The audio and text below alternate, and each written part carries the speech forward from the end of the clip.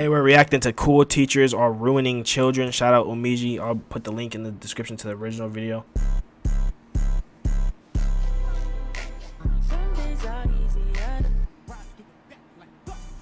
Pop quiz.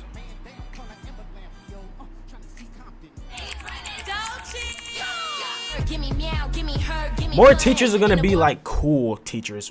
Like, think about it, when Gen Z is like grown adult teaching, like this is gonna be how it's gonna be. Are we not getting tired of the professional people being unprofessional? There's been this growing trend going around, especially with the content creation, social media, TikTokification era that we do live in now, where everybody wants to share every single aspect of their lives. And because the mundane and the boring don't necessarily make it to the FYP pages for everybody to see, they want to live it up. They want to make it be as big as possible, even to the extent of doing things that are unprofessional. And while this video might stem from the teacher claiming to be the cool teacher, which in and of itself, I don't even understand why that's something that people would strive to be. That's a little oxymoronic. But while this video might stem from the cool teacher comments, unprofessionalism has been bleeding into professional environments for a long time now. We're losing the recipes. It's the reason why I had to put on my Sunday's best in order to show. You know why that is too, though? The world has to keep revolving. A lot of people just don't care anymore. Like, I told y'all the story about how I had another interview today. Got back from another interview. I was dressed, another dude, and there wasn't. There was a dude there who was like dressed decently. We were like the Three Stooges. It was me super professionally dressed. The dude next to me was like semi-professionally dressed. And there was a dude who I didn't know he was there for an interview. So it's like, people don't care as much. But here's the thing. If you're a company, you still need workers. So you're just forced to hire people who just don't care as much. You can still wear a tie and look good. If I do say so myself, look a little handsome. I may hand you some. A lot of teachers have a tendency to get upset with what the students consider the cool teachers. As a person that I guess you can say that students would consider like, oh, I want to be in this class. It's like, you can't be mad at that teacher for being who they are. You're holding bitterness against the wrong thing. And if you're a cool teacher, you get it. Not that we want to be cool, is that the students make you a pillar of resources, emotional stability, whatever feels like home. The students themselves make you that. Now, I'm going to put on my old head hat for a second. I grew up in an era where there was a clear distinction between authority figures and your friends. The authority figures weren't striving to be cool. They were authority figures. They were well respected. They were sought to as people who had a voice and respected opinion, and they were intelligent, etc., etc. Now, I think a common misconception in this conversation is that these teachers now have to conform to whatever respectability politics that are laid out by some bigger, wider, vaster system that has control over, you know, minorities and that are putting down people. And I'm saying no to that. Like, I don't think that dreads make you less That's facts. person to listen to. Like, that doesn't make you less intelligent because maybe you have a different hair color or you have an ear piercing or something like that. I don't think that that's what that is. The problem becomes when you believe that. I used to be nervous about that. Like, all the interviews I've gone to in recent time, I used to always think my hair was going to be an issue. But no one's ever said nothing, or I've never gotten treated any differently. These norms that are in place just serve no purpose at all, and we should just let them all go. Why is it not strange that a teacher is striving to be the cool teacher around a bunch of teenagers? And the way that he's going about doing that is not by being a great listening ear, not by being understanding, not by doing a bunch of different math problems and meeting them. They might have not said nothing, but their thoughts might say otherwise. And you know what's crazy? That goes back to what I said again earlier, right? When I went to there's a lot of people in the workforce now who have hair like mine, so they're forced to adapt. If everyone just stayed into that bubble of, I'm gonna get a buzzer, Caesar cut, whatever, all around, then that would just be the expectations. But it's now a cultural thing. It's more popular than it was a couple years ago. More people have it. So once again, if you're a company and you need workers, you're forced to adapt. So it's like, it's a balance. It's a scale. Like, we need them, they need us. At the end of the day, like, so it can't just be one over the other. Like, they could say, yeah, if you have hair like this, we're just not gonna accept you. Okay, you can say that, but it'll get to a point where you just don't have enough workers, and then you have to kind of, okay, what do we really want to allow to work again? You know what I'm saying? where they are. But no, he's depicting that based off of how he He'll keep hitting dresses. that. Hold on. Hey. I know people aren't gonna want to hear this, but there are certain professions in which you have to be professional through and through, from tip to toe, top to bottom. I don't want to see my teacher for my kid doing some sort of TikTok dance in the damn classroom, especially when I know what these test scores are in America. Like, I just don't want to see that. And it seems like every time we have this conversation, people feel as if we're putting people down, but the reality is these teachers enjoy the attention from their students more than anything, and that right there is weird. Let's just keep it real. Some teachers enjoy attention from students. Some teachers enjoy attention from students. I'm a teacher. I've been a teacher for a long time, almost 10 years. And one thing that I noticed really quick was when I would wear fitted clothing, kids noticed. That's sad, yeah. They noticed. I remember one year, kids accused me all year of having a BBL. After that year, I decided, you know what? I'm not wearing tight clothes to school anymore, because that's not the kind of attention that I want at school. But there's a time and a place for everything, right? Like wearing those tight clothes, those tight skirts, low cut clothes, not for school. The big part of being a teacher is just modeling how to navigate the world, modeling how to dress appropriately. We've all been in these situations before. Students getting specialized treatment from the cool teacher, teachers wanting to fit in by knowing the songs and the dances, or watching the television shows that the kids are watching, listening to the music, trying to be a part of the in crowd. Those people have not mentally passed where they are when they were in those same classrooms, sitting in those same desks. They're not getting attention from somewhere else, so they're gonna get it from people who are forced to spend 8 hours a day with them. Looking at the teacher in the beginning, there are pictures of him showing his midriff off. There's even outfits where he's like showing that he has a grill in his mouth. Like, why does nobody think that that is like not okay? And before I get the crowd of people in the comments that are saying, yo, if I had a teacher who dressed this way, I would pay more attention, I would respect my teacher more, I'd be more willing to learn. That's cap. We just need to full stop and not say that. There's studies out I never there had a cool teacher though. I mean, I had teachers that weren't annoying or like weren't tripping. Like, I feel like a super strict teacher, you don't like them, but objectively you do better in their class. We're being honest.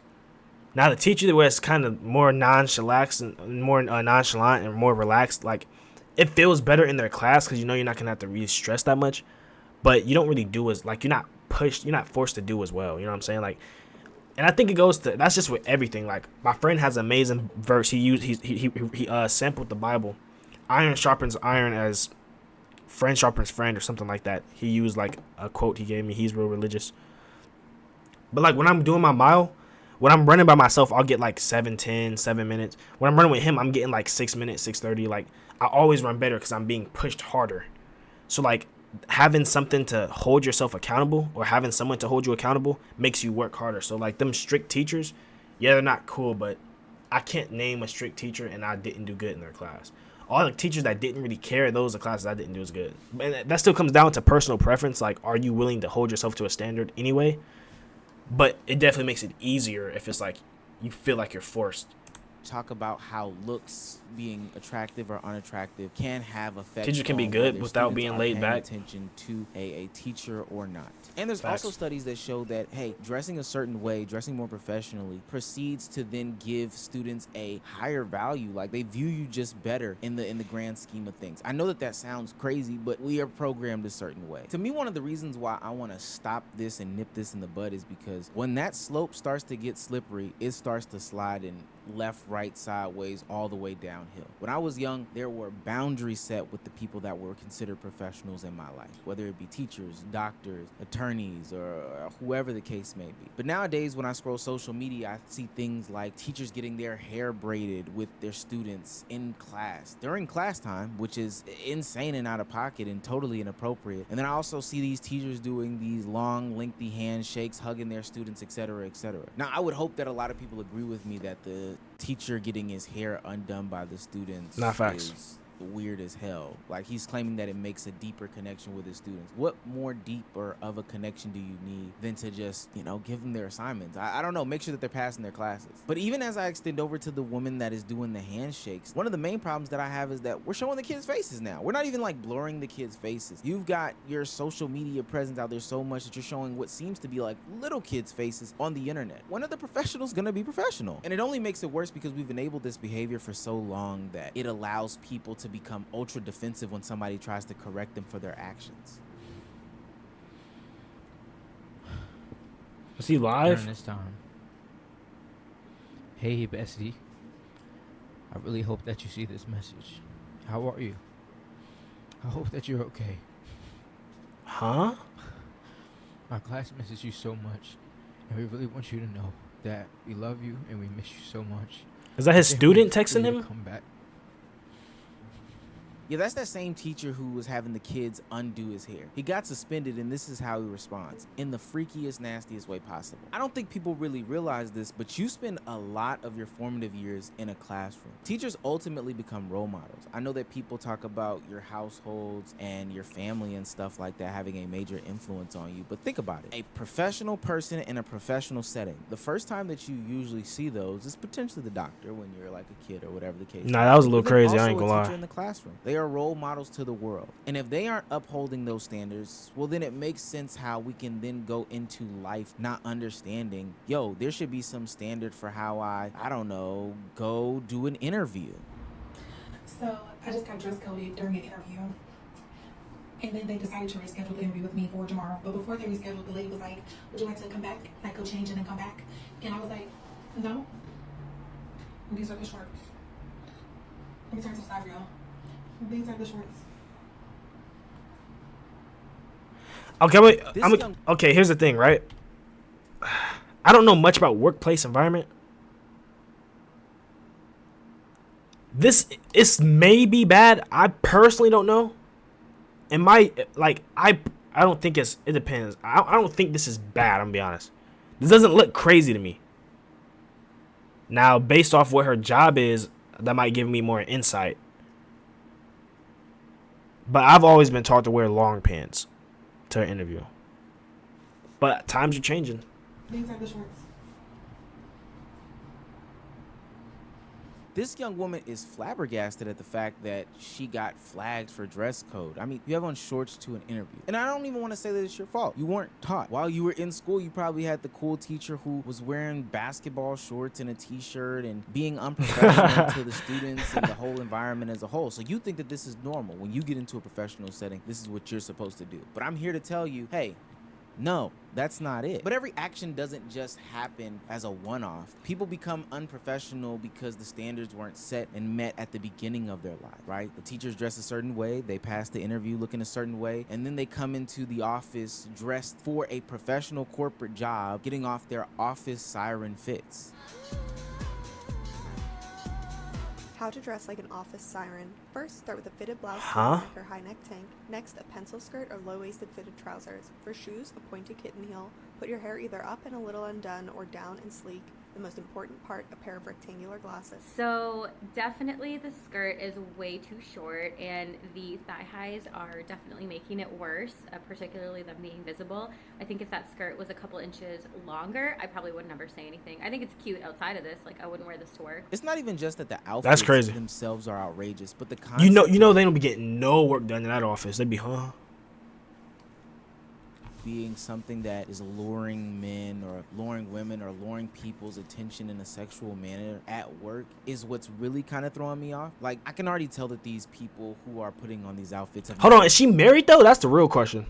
worked in a corporate building, because first and foremost, it's cold. Like, nobody's wearing those things to this cold environment. I'm just trying to stay bundled up and warm so I don't go to sleep. But second Not off, anymore. and most importantly, I'm not trying to get Janice from accounting to be turned on sexually by the things that I have on. Now, if it happens to happen while I have a polo shirt on, that's a whole different conversation. But like me showing off my thigh meat in order to get James from the IT department to like lick his lips or something like that, that's the weird thing. The reason why I started off at the dress being unprofessional is because that's just the first portion of the iceberg. It goes deeper, because these are the same people who then make excuses as to why they can do unprofessional things on the platform. If we extended this to any other profession, it probably makes sense. Probably like the medical field, right? You would expect them to dress a certain way and act a certain way, right? But again, it all blends into each other. That's why there's people like that therapist from a couple years ago who openly went on the platform and outed her male patients. Ultimately, she got fired, but it was crazy how unprofessional she was using her TikTok platform or in her professional environment. Well, hello. It's your friendly neighborhood therapist who thought she could save these hoes, but got her job terminated as a result. Story time? I think yes. Shit you not, I posted a video on Monday telling men that their dusty behavior is only harming them and that they would benefit from emotional intelligence, and I shit you not, by Friday, didn't have employment. And it would be different if she was recommending just therapy. Huh? She was literally giving examples of her real life patients and berating the men on the internet. Unprofessional as hell. And I know people are thinking that I'm over exaggerating, but trust me, the lines can be extremely blurred once you start to mix the unprofessional and the professional setting. Meet Adriana Williams. This is a former teacher in Monroe Comprehensive High School who was caught with allegations of essaying a child. But it's not just any child, it's her former student. Now, I'm not saying this is the explicit reason as to why this happened, but all this unprofessional behavior being normalized in these professional environments probably gave people an excuse to just let all this stuff slide and go undetected. Because when I see the past videos of how she was acting with her student, she was basically flirting with the kid. I'll remember him. I taught him last year. Made a 90. Yet he still finds a way to see me every day. Okay. He is rough-handed. Oh, look, there he goes again.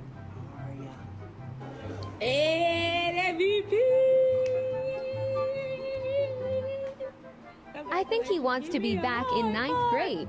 Students should know better though, man. Keep coming down this hall. She be calling me. Y'all, she be emailing me to come down. Why you telling stories? Why you telling You see how he switched his story. It look like I'm lying. Why lie? Yes. I'm not. He gets on my nerves, but that's my twin, we be vibing. That's your twin, you be vibing. She got That's fired a for that? student. Well, I do agree that the conversation about respectability politics is real. People Oh, no, shouldn't she got be arrested. judged based off of having dreadlocks or names or, you know, speaking with a certain, you know, tone, vernacular, or whatever the case may be. Those things are real. But that doesn't mean that we can't uphold and maintain professional standards in professional environments. I think the reason why people are giving a bunch of leeway is because these are teachers, first and foremost. But if these were people like doctors, lawyers, accountants, or anything like that, judges, hell, police officers, all those things, people will be looking at it extremely strange that these people want to dress a certain way, act a certain way. And because there's a bigger, broader picture saying that these people are role models to certain young individuals, they should even want to dress a certain way, be a certain way, act a certain way, and not go down this path of just being unprofessional as hell. But let me know what y'all think. Sometimes I can be off in these conversations. I know that I'm going to be professional when I need to be professional and kick back when I need to kick back. Yeah, man. I don't know. The work industry's been cooked. This just proves my point even further that just you shouldn't talk to people at work in general. Like, if you go to work, go there to be professional. Go there to get it done. That's all that is. Like, you're not there to make friends. You're not there to be cool. You're not there to do nothing. You're there to go home, go in, get money, come home. That's it.